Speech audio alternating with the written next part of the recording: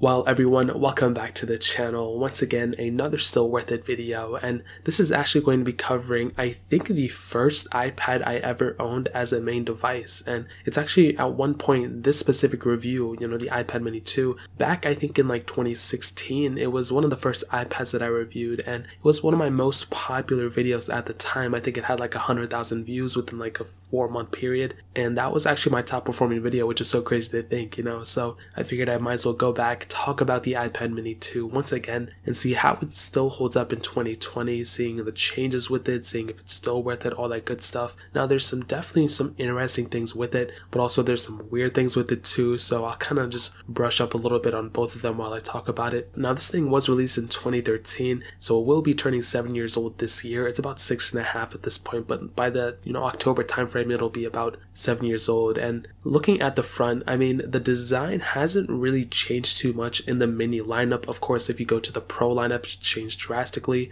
but with the iPad mini 5, it's pretty much the same exact design as this one. You have that 7.9-inch IPS panel at the front. That resolution is 1536 by 2048. It is a Retina panel, and it's definitely way better than the iPad mini 1 panel that I talked about already just like a week or two ago, and it's a good panel overall. It still seems to be like a little gap between the glass and the LCD, so it's not the most premium looking thing anymore, but the resolution is good. It's just that little bit of gap between the panel and the air. That's one thing that definitely is a little bit weird with it, but it's really not that big of a deal. You do have quite a bit of bezel on the top and bottom, which is one thing that a lot of people might not like, but like I said, it uses the same type of design as the iPad mini 5, so it's really not that big of a deal. You have that home button on the front as well, but there is no Touch ID, there's no Apple Pencil support, there's no nothing like that, so you only have the home button right there, which, give or take, some people might like it, some people might not. But with iOS 12 and all that, it kind of added the gesture support, which is really cool, which I do like a lot. On the bottom, a lightning port with the headphone jack, and on the back, just a single camera setup and that aluminum build, and that's really pretty much it on the outside. No IP certification, no nothing like that. In terms of the design, some people might hate it, some people might not like it, but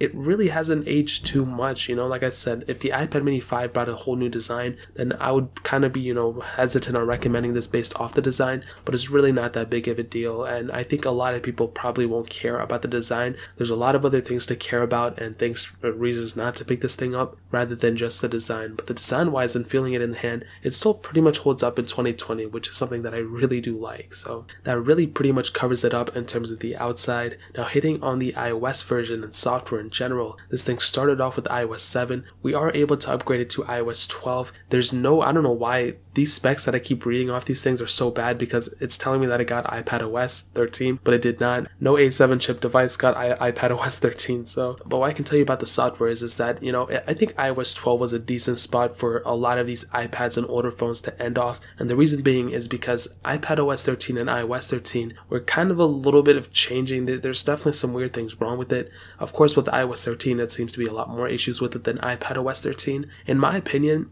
even with iOS 11, I always saw that whenever there was a bad version of iOS on a phone, usually the iPads were pretty decent at keeping up. There weren't really any crazy issues with the iPads that I was running with, especially with iOS 11. And now with iOS 13, whenever I would run, my iPad Pro on iOS 13 or anything, I don't really have too many issues, whereas on my iPhone 11 Pro, I do have a lot of issues. And so the reason I bring that up is because with iOS 12, on my iPhone and on my iPads, it was a very good experience. So it was great on both devices, which is really good. And so that kind of makes me happy that this thing ended off with iOS 12, and it wasn't like a huge crazy update. It didn't bring like crazy humongous features, but it brought stability. And with the iPad mini 2, it's not the fastest thing in the world, it's not the smoothest thing in the world, so whenever we can get a decent performing and decent stability OS version, that's something I really like. And even with iOS 13, yeah, we got dark mode, yeah, we got a couple more things here and there, but I do think stability is more important than features at the end of the day. But what I will tell you is, and one of the most important, coolest things about the iPad mini 2 is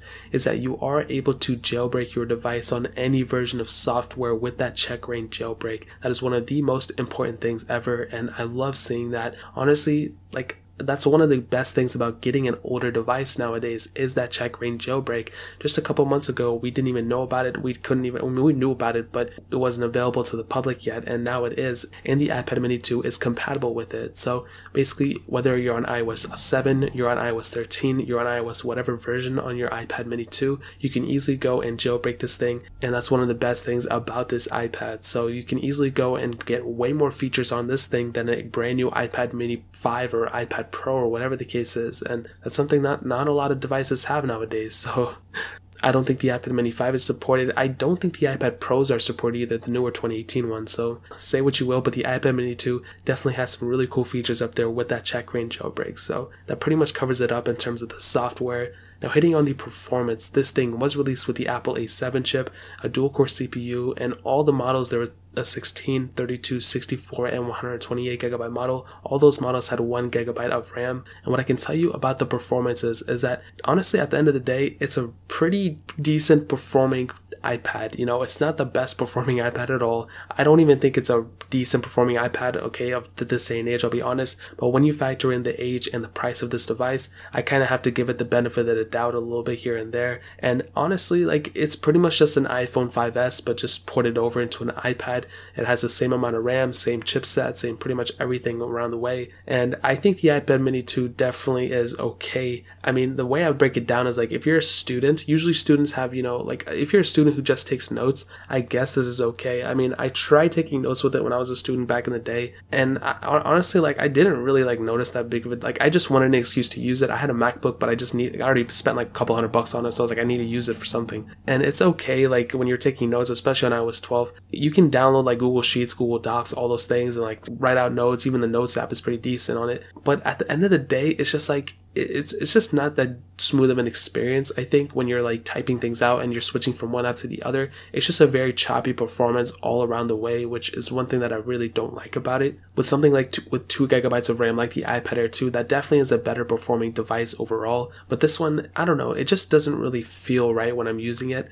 If I'm like a heavier intensive student, like if I'm using like multiple apps back and forth, I'm trying to do split screen multitasking and having the notes on one side and the other thing on the other side, like, it'll help. It'll probably be okay, but even then, like, it's still not that best. It's still not that good of an experience in my opinion. So you're better off kind of, you know, just spending a little bit more money getting an iPad Pro 10.5 inch or getting an iPad Air 2 at the end of the day. If you're just getting something based off just media consumption, then I guess it's okay. You can watch videos on this and everything. It's still kind of a slow experience though. If you're someone who wants to go and like do super heavy intensive games and all that, then this is probably not the best tablet to go with either. Like I said, an iPad Pro 10.5 inch, even an iPad Air 2 might do you better in the long run than this one. So that kind of covers it up in terms of performance. There's really not too much else to hit on here. It is an older device, so I had to give it the benefit of the doubt here and there. So I think that pretty much covers it up in terms of that. Now, hitting on the camera, this thing has a 5 megapixel back-facing camera and a 1.2 megapixel front-facing camera. And with that front camera, you can do 720p at 30 frames, which is cool.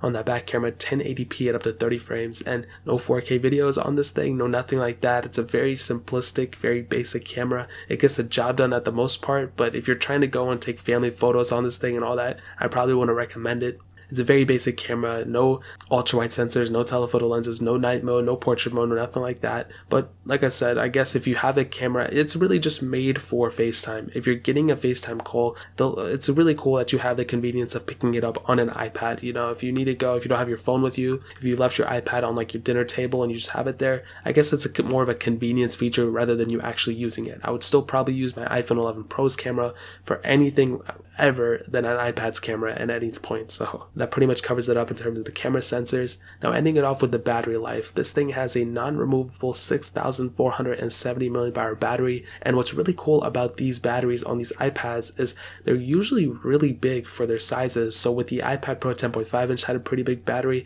iPad Air 1 and Air 2 had pretty big batteries as well, and that's one thing that I really do love about the iPads. Apple just puts such big batteries in them, and that's one humongous thing, you know. Even if the battery has degraded on these iPads, which they have 100% 100%. These batteries are not at the full, 6,000 or whatever milliamp hours. They're probably at like 40, 500 or something like that. And even with that, it's still a pretty decent sized battery, and I'm already expecting it to not last a full day on me, but sometimes it will. And standby time is really great. I don't use these iPads like crazy anymore, but they last a pretty decent long time. And that's something that I really do love about these iPads, and these older ones especially. Of course, the newer ones have really decent battery life too, but the iPad mini 2s, the iPad Airs, these have pretty decent battery sizes for their size of the tablet and for the performance. The iPad mini 2 isn't a crazy performing device. It's not like it has like 100 gigabytes of RAM and 8-core CPU and all that. Like, it's just a dual-core CPU device. Like, the A7 chip didn't really suck up a lot of battery at the end of the day. So to kind of sum up this whole entire video and to answer the question, is the iPad mini 2 still worth it in 2020?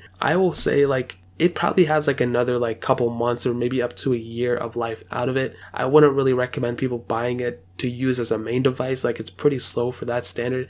I would at least go for an iPad mini 4 if you're going to do it. My favorite tablet to recommend though to people is probably that iPad Air 2 or that iPad Pro 10.5 inch. The 10.5 inch iPad Pro more so than the iPad Air 2, but the iPad mini 2 is okay. Like, it's probably like a 5 out of 10 right now, but that iPad Pro 10.5 inch is probably like an 8 out of 10 or even like a 9 out of 10 still. That device is a killer device still. You have the 120 Hz refresh rate, Apple Pencil support, very fast device. Like, there's really not too much to hate on it, and that device has a lot more going for it than you might think. So iPad mini 2 is okay, I guess, if you can get it for a good price, or if it's your only device, then use it. But if you can spend a little bit more money, I would recommend getting an iPad Pro 10.5 inch or even an iPad Air 2 if you want to go a little bit lower than that. But I'll find the cheapest ones of those tablets and I'll link them down in the description so you guys can get them from there and help support the channel at the same time. But that is pretty much it. If you guys have any other questions or anything, leave it down in the comment section as well. Hit that like button, that would mean so much, but definitely hit that subscribe button. Every single subscriber that we get really does count, so it'll mean so much if you guys could hit that. Also, check out the other links down in the description as well. My Twitter, my Instagram, my second channel, all those things are linked down below. I'd really appreciate it if you guys could check it out. But more importantly than everything else, I love every single one of you guys. Hopefully I'll catch you guys in the next video. Peace out till then.